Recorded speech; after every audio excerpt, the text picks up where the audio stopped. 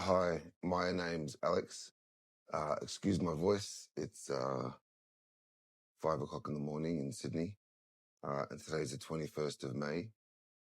So a year ago today, Beck lost Dan in a tragic accident, which everyone knows about. And I am not sure that this video is going to get to anyone.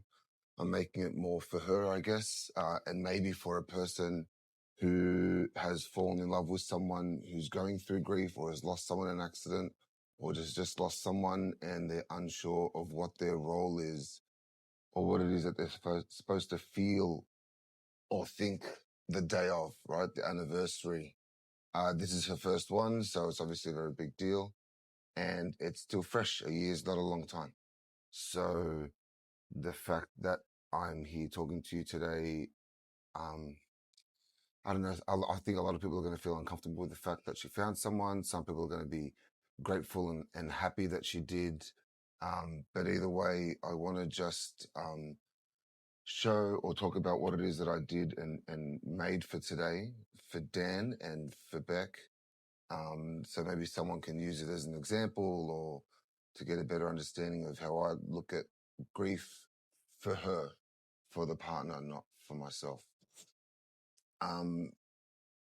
So I if no one knows me, so when I do things, I tend to overdo things tremendously. So I have a release ceremony um for this morning at sunrise. As you can tell, we've got an hour and a half until that happens. And then so I have a note that I've read or that I've written for him. I won't read it all out now. I think I'll just film the day, and if we use it, then we can put it all together. But at sunrise, I have a release ceremony document and a speech to make. And I'm going to take it to a lighthouse, somewhere that we have never been before, somewhere that we probably won't go again. So that can be his part of Sydney, and that can be where when we memorialised him or when we think about that. After that, that's at 6:45. So then at 7:30, between 7:30 and 8 o'clock, we're going to come inside and we're going to do write letters to him so that she'll have an opportunity to write a letter to him, to tell him how she currently feels, how she felt at the time. Even though she's already done this at the retreat and she's done this to move forward, I think today might bring up or stir up a lot of feelings. She made a video. She's been working on a video to post. She just posted it then for the last 2 days. And if you listen to her words and the love that she still has for him, it's very visceral and real. And it's got nothing to do with our relationship. It's got everything to do with what they went through, what she learned from him, what he learned from her, their goods, their bads. It's all about them. And so it's going to continue to come up. So I feel like if she writes a letter to him, I'm going to do the same. And then we'll burn those and we'll set those off. Then we will go and grab some breakfast. And then I'm going to get her. I've bought her just like a sympathy card. But in this exercise, I'm going to get her to write to her former self. So she writes this card to the Beck that was sitting there in bed with her mum, scared to turn the light off a year ago. So, to tell her what's going to happen in that year, you tell her what you went through, what your wins were, what you failed at, what was easy, what was hard, but more importantly, where you've landed. Like, so that subconsciously it'll go back into her and she'll hopefully some of the things, some of the hurt, the pain, the guilt, the loss, she gets to let go of a little bit during that process. This morning I'm going to dedicate to Dan. I've written Beck 3 letters. The first one is to him, and it says, "This letter is to set the tone and to show my support for you and a tribute to Dan." And then we'll read that out louder. And then at lunch, I'm going to say to her that this part of the day is about my hope that you find the strength to truly love yourself. And I've written a letter to her. to celebrate her and all her accomplishments, because you aren't defined by one moment in her life, or even by a couple, right? So she had a big episode, or suffers with anorexia. It's an ongoing battle and ongoing discussions that she has with her head, and she's winning, but it's constantly there. And this is just to let her know that, just a reminder to make sure that she definitely loves herself. And so the lunchtime or the middle of the day is going to be celebrating her. And then at night, I'm gonna talk about us, how we met, what we've gone through, and what our relationship means, and where she is in life today, and how she can enjoy this moment without it affecting her past, because I have my own past, and it's made me who I am today and gave me the capacity to love her in the manner that I do, and vice versa. So her past relationships, her past grief, her past episodes with her disorder, it's all made her who she is. And I love every part of it. So tonight will be about us. She's currently having a shower, getting ready. But this day, this morning, is attributed to Dan, a man who loved Beck fiercely and with all his best intentions, a man who lived adventurously and did things his way. All right, mate. I never got to meet you, but today I'll be dedicating to you. I'll talk to you later.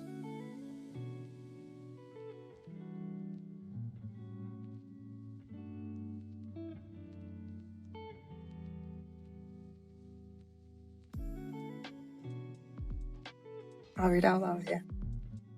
My love, today is a sacred day. Today I watched you talk to Dan for the first time in a long time. The last time was a DMAs, which felt like more of an acknowledgement that you had found a new place to land. Well, that's how it felt at the time through my eyes. Right now, you're in our bed editing the video and I can hear the pain and love in your voice. I have a sense of pride that you were able to get through in the manner that you did. Today I know your heart will carry many memories, sorrow, gratitude, love and guilt. I want you to know that I see every part of that and I will stand with you through all of it. Dan mattered. He lived boldly and he loved you fiercely, and I believe with all my heart that he would want you to keep living with just as much courage and love, exactly as you are. You need to feel everything, even when you don't understand it. It doesn't need to make sense today or ever. Just sit and reflect and let it wave over you. You can't stop it or try and control it, because that will only lead you in one direction. You are stronger than that. You are stronger than your misunderstood emotions. Right now in this moment, you need to dedicate your thoughts and your heart to his memory. You don't have to think about your present situation or your future. This morning is about you and Dan, what you had, what you learned from each other, and how you love it all. Today is for him, and in a quiet way it's for you, because your story didn't end a year ago, it just turned the page. Forever by your side, Alex. B, I want to be in every single chapter from now on.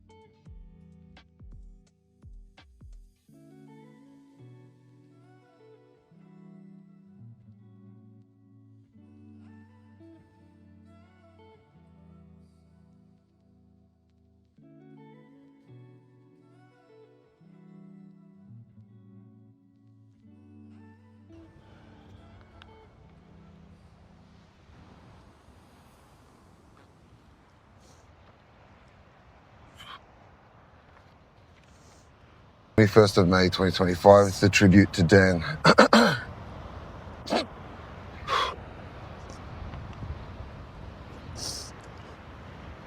do that again now that I can see. A tribute to Dan.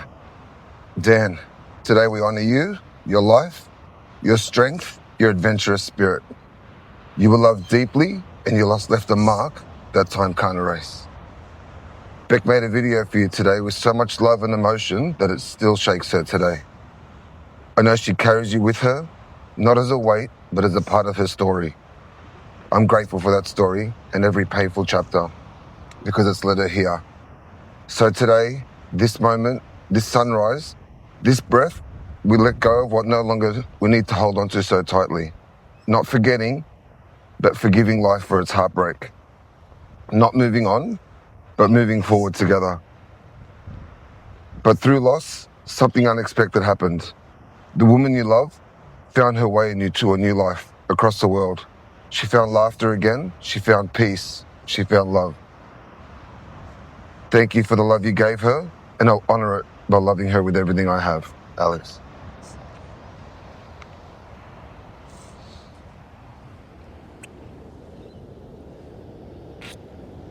I'm sorry. I'm sorry.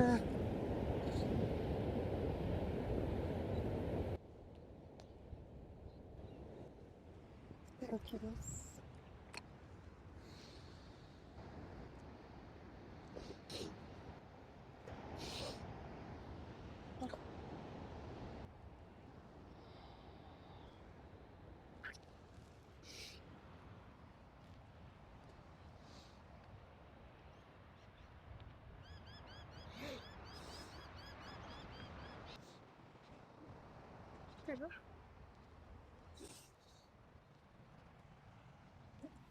Thank you. It's okay to cry. It's okay to love him. It's okay to miss him. He's always going to have a place in your heart. You know that. I know that. It's okay. Thank you. Thank you.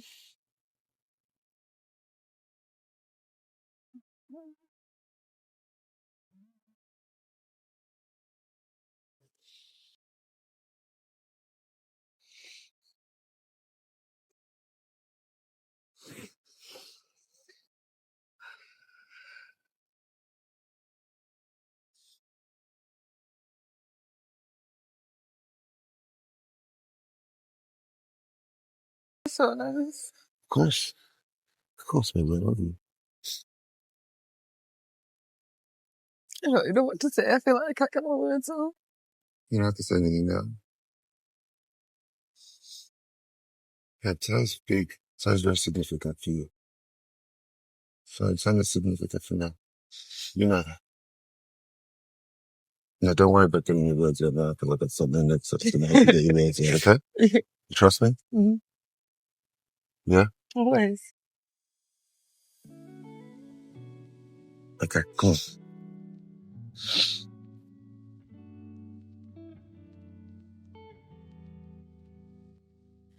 Okay, I feel like I just need to pause here and explain this next part. So as you can see, Alex thought about every element of this day in every possible minute detail. I've got the plan that he actually printed for the day. So he's got arrive by 6:20 a.m. for 6:45 a.m. sunrise. He's got a wet weather plan. He's got a plan if we got caught up. He's got a plan if I was too emotional. Like, he's literally thought of every eventuality. He's even taken me to places where I could hold space for my previous partner, but not necessarily be too upset to return to. This day will obviously always carry weight, but it's a way I can pause, and he's taught me that I can pick it back up when I'm ready. Maybe returning to that same cafe again will just embellish feelings for us both that we might uncover. So in this part of the video, you see Alex read me an exercise which we both take part in together. So I've got the exercise here. The cafe we did film it, but the cafe was really loud, so I'll just read it to you when I find it. So he's wrote, write a message to him and let him know what he meant. What you felt then, what you feel now, and what you are ready to let go. Whatever you aren't ready to let go of yet, keep it with you and lock it away in your heart. That piece is for you and you only. Now, when we created this video, it was primarily to collect privately as part of a memory box that we've both decided to form. We've done a ton of these exercises, but obviously on this particular day, it was so raw and emotional for both of us. We filmed it to look back on all the areas that I've been through and fundamentally what I've uncovered along the way. Maybe to watch it back in a year's time and see where I'm at then in comparison to where I was, to see what we've both learned then and how different we may or may not feel. So, Alex and I watched the video back again last night for the first time. We are now 2 months on, and after hearing my words, I just knew I couldn't share it all right now. I want nothing more than to play it in full so you can hear the words we speak, but in all honesty, I'm just not entirely ready for that yet. I really want this space to be held for people who feel like they really truly do know me, And maybe then you can relate to me more and understand why these words were scribbled down so quickly. There's a lot more to my story than I've been able to show you just yet. And I think, or I know, deep down, another reason I don't feel comfortable yet is more of a personal reflection as to where I'm at right now. Saying my words out loud to a camera, to people who don't really know me, would just make them feel even more real, more permanent. I feel like it'll just further cement those feelings, and that, in all honesty, really frightens me. I don't know whether I'm frightened or whether it's that when I watched it back, I was quite ashamed by the words that I'd written down, and like I say, I'm just not ready to share that just yet, but I know it's valid and I know it's feelings that I felt on that day. I've had a lot of therapy and I've done a lot of exercises very similar to the things that we did on that day. But these thoughts and feelings that I get now, they generate themselves quite spontaneously, and it does shock me and it does surprise me every single time still. I really feel I've almost been propelled through this grief healing process. And I'm not sure if I hadn't have gone through the stages that I did in the way that I did by going to the retreat, where my head would naturally be at and what that grief process would look for me, and if I'd be feeling the feelings that I do now. I've got a sense of almost going through an advanced tour through this grief process. By going on the retreat, it kind of propelled me and forced me into those emotions. So some of you may have seen, I went to a retreat in Bali back in August this time last year, and I'm going to share heaps on that because it was a huge element to a bit of a turning point in my life and to land me probably where I am now. But what a key catalyst was on that retreat was a big breakthrough for me, and I did a breathwork session. I feel like that threw me into a traumatic outcome, which I'm not sure was entirely positive. In breathwork, I'm told that you can have these horrendous visions, especially when it's close to the event. But through that journey, you're meant to come out the other side with a sense of clarity, reward, almost like an epiphany. For me, that wasn't my experience at all. And in some ways, I've learned about the 7 stages of grief now.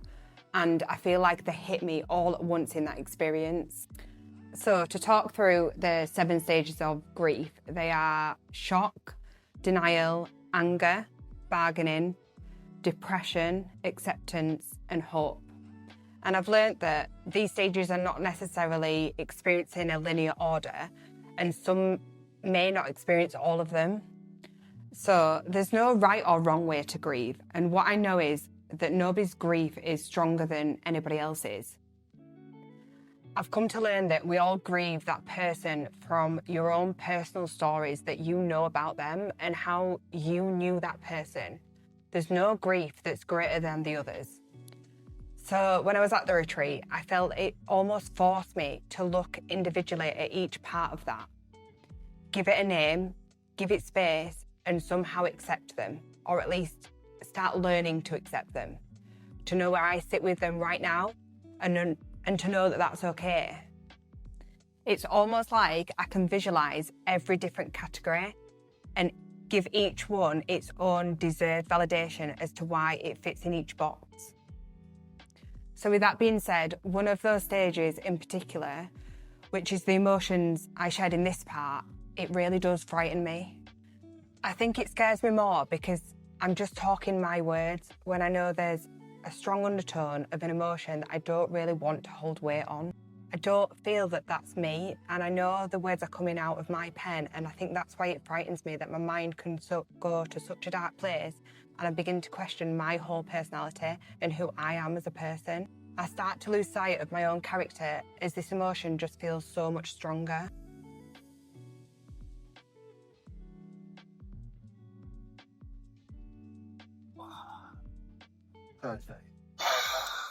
Dan, well, I don't know where to start. As all I know is stories of Becca's share. After she lost you, I think one of the biggest fears for her was losing her soul. She found a retreat and started her healing process, but didn't change it first few days. See, she was still texting, sending me voice notes 20 to 30 times a day. She was at a part of her life where she was in denial, and that finally changed her too. She turned a corner, and that day she even climbed it up. The sessions were vivid, and only had visions of you. We spoke at length, on how to move forward, and her idea to help me try to find herself really started to take shape. She felt more confident and seeing more in the world as she started to feel better, but still very unclear about her future. Now she was ready to move into the self. I didn't see her again until late November. By then, she was a different woman. I'll share the rest of that story another time. But one big thing was a song for Delete Me, your song for her. I heard that song and I see why it meant so much. The words touched me in the same way that they moved you, because you loved her as I did. And I feel what you felt. Then I won't let to leave it. I will use that part of her life. I will use your tragedy and everything she suffered, learned, and survived to reassure her that her future is brighter than she ever thought was possible. I want her to let go of any negative feeling that she has about this time last year. I want her to let go of any guilt that she feels now because she's happy. I want her to love the past for what it is and because what she's going to out of it. Without you, every other part of her past, I don't want to have Bex standing.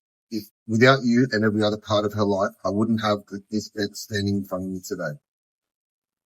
But no one will ever have to worry about her again. Not that I do it. Not the way that I love her. She'll never do that.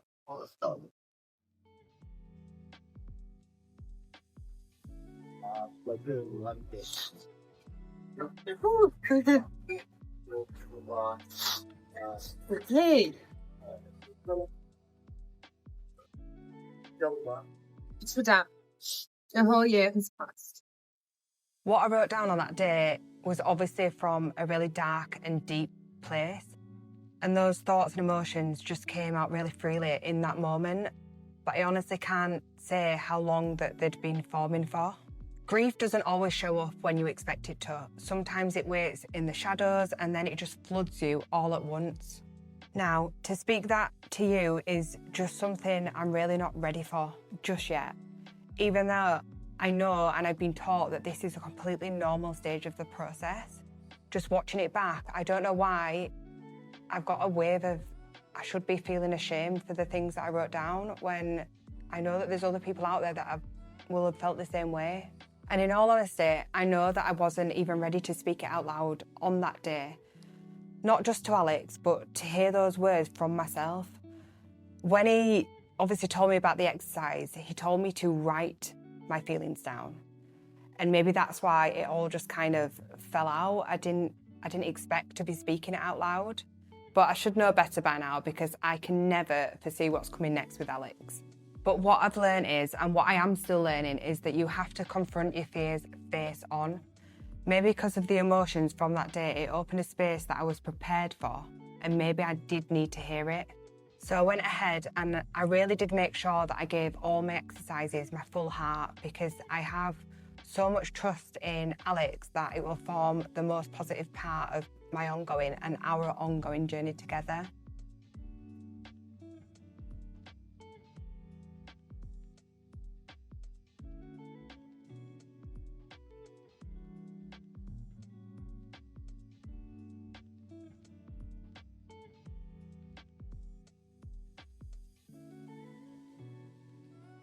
So when you come to watch the full video of our day and everything that Alex did for me, you'll understand how incredibly fortunate enough I am to have an Alex, someone who is quite literally born to help other people and someone who listens without judgment, and he holds space for my mess, not just my healing. And I know when obviously this all started, I was very much alone, and I know that there's going to be people out there watching this who don't have an Alex. And that's why I'm speaking now, even if I just can't speak at all right now. And when I can, and when I will, I'm speaking directly to the girl I'm still becoming. And for anyone out there who needs to hear that it's okay not to be ready, and that it's okay to feel the way that we do. Your things, your wants, your dreams for your future, for your life, you haven't got that yet. You never got this, you know. It was, but it's not lucky. It's because of the way that, yeah, but it's the way that you're giving it. None of it fell in your lap. It's because of the way that you live, you view life, the effort that you give towards everyone, the openness, the way that you love. It's reciprocated. It's a byproduct of who you are. It's not that. Yeah. Put it inside here. Yeah, that's on. Yeah, that's it.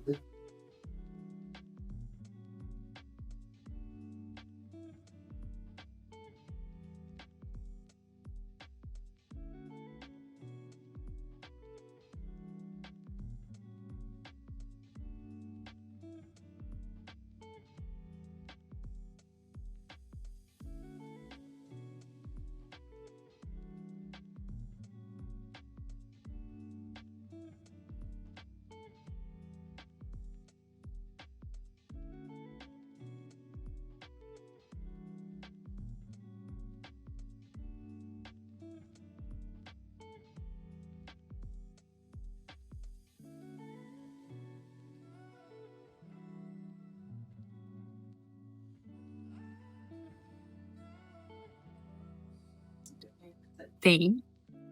This part of the day is about you. My hope is that you find the strength to truly love yourself. A.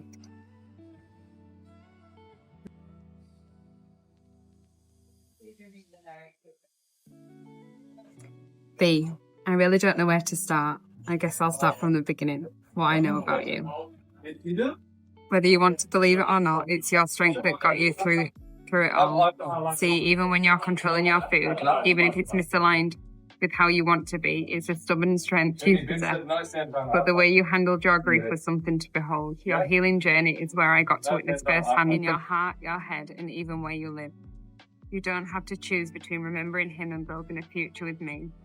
Both truths can coexist. You loved him deeply, and now you love again bravely, beautifully, fully. That doesn't dishonour the past, it gives it meaning.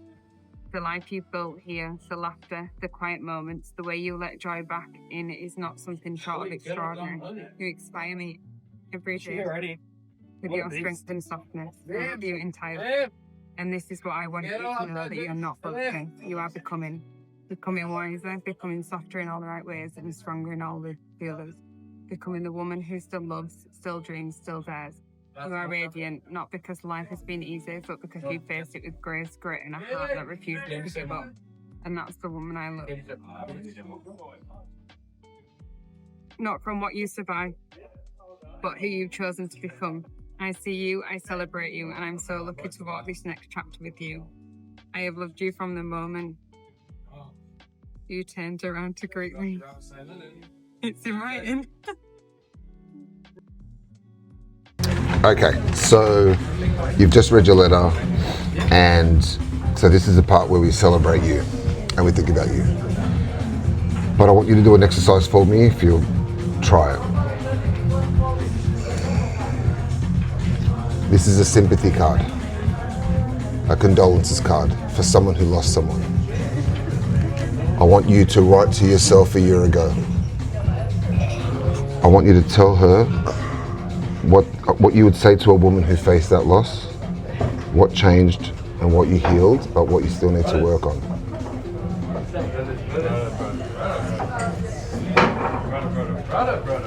This is part of your healing. Today we let go of everything, even the woman who you were a year ago.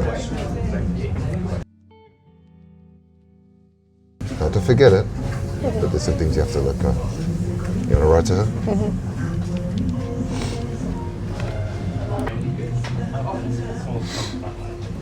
Okay.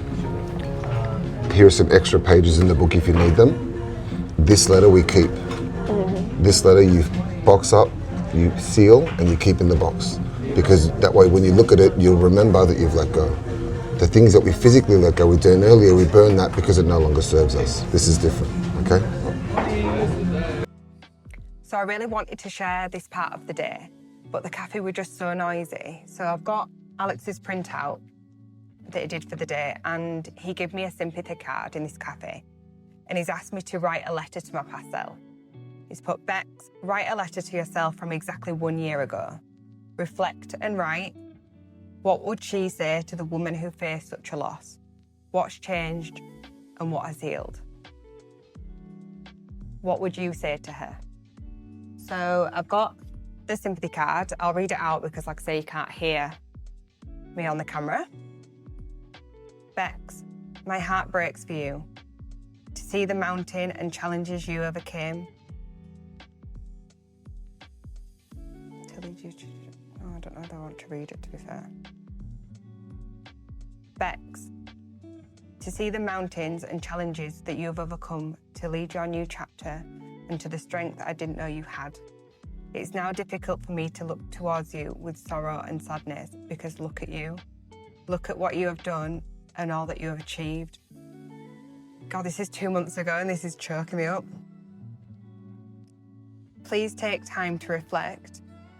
Please visualise what Bex a year ago would have done, how she would react, how would she navigate through, to now, how you handle your situations that arises.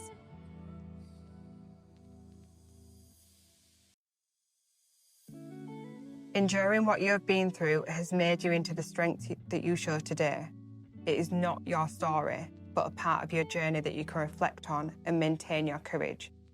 You don't need to punish yourself. You will have wobbles, but I promise they will only propel you forwards. You are living. Remember and take pride in these lessons. This is the start of your inspiring story. Keep stopping to smell those beautiful roses. Stop, pause, breathe, and then think. Maybe not the blessing, but your mind is too powerful to not put it to the best use. Keep riding those waves. They will continue to pass through it in the storms and through the blazing sunshine. Each one too valuable to ignore. Learn from every ride and enjoy the journey. If you have achieved all of this in just 1 short year, just imagine where you will be next year.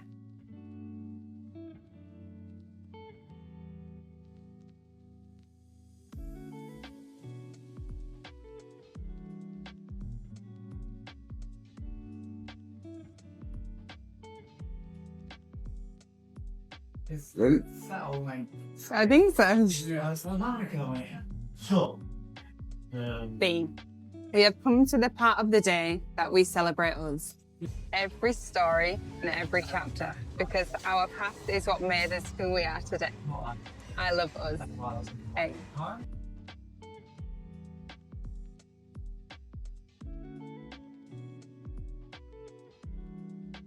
B. This morning was for him to honour his life, his courage, and what he meant to you. Today was for you, for everything you've carried, overcome, and chosen since. For the nights you held yourself together in silence, and for the mornings you got up anyway. For the strength it took to begin again, even when no one was watching. Today is for the way you kept your heart open, the way you let healing in, and the way you keep showing up for yourself, for others, and for us. And if you're open to it, tonight is for us to gently say goodbye and walk forward hand in hand with our love that holds it all. Love that doesn't replace, but respects the journey that brought us here. Love that's patient, grounded, and real. Love that says, I see all of you, and I'm not going anywhere. So before we go to sleep tonight, we'll write an email to our future self, one that will arrive a year from now. A letter from this moment in time filled with hope, intention, and the kind of love that dares to dream out loud. We'll write about what we want to feel, what we want to build, and what we hope never changes. And when we open it a year from now, we'll do it together to see how far we've come, to celebrate all the little steps, and to remember ourselves that the future doesn't just happen, we create it with love, with courage on each other, forever young.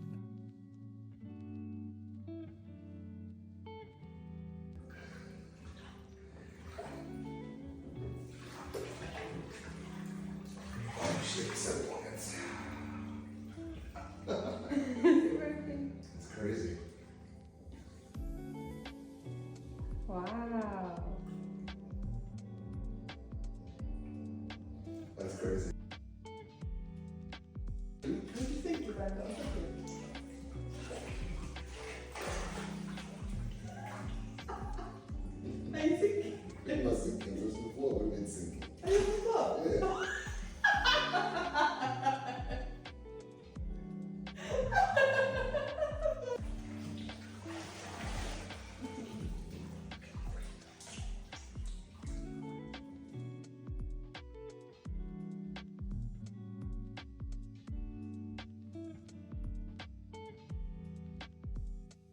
Yeah, because you don't give yourself enough credit for the stuff that you do.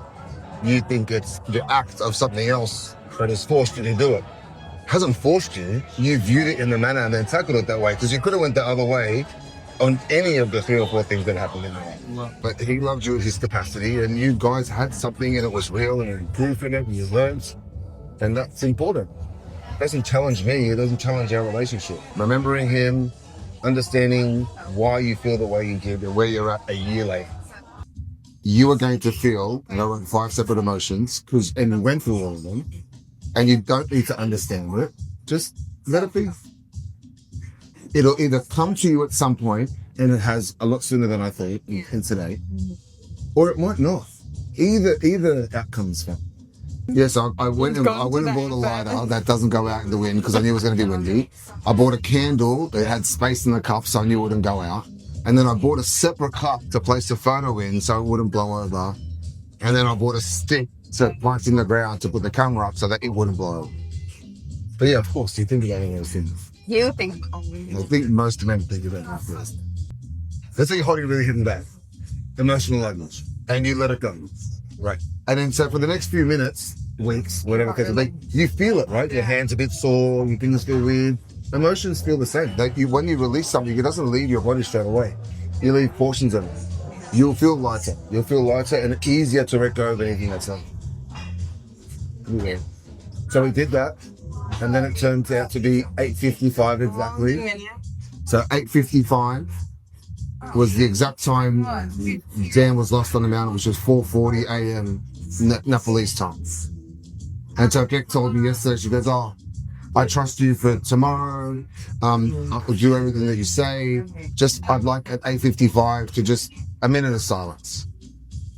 And so when we left the sunrise part and went to the cafe, I was time cognizant. I'm thinking about the time, and I'm looking at it. We sat down. I'm like, okay, now it's time to go back to the letters. And I thought we'd finish just a little bit before, so then we'd have time to make note of it. And the letters I read my letter, she read her letter, we burnt everything, and then you look at your... Yeah, just to look at the time. And it was exactly 8:55. And it was going down again. And we embraced it because we were like, that meant something. That's important. Yeah. Okay, so the last toast. To Dan, his courage and love brought you here. You'll never be forgotten. And to you, Dean, you're here. You're not just surviving, but becoming braver, softer, stronger. You carry your past with grace, and you still choose joy. You still choose love. You still choose us. I see you, all of you, neighborly.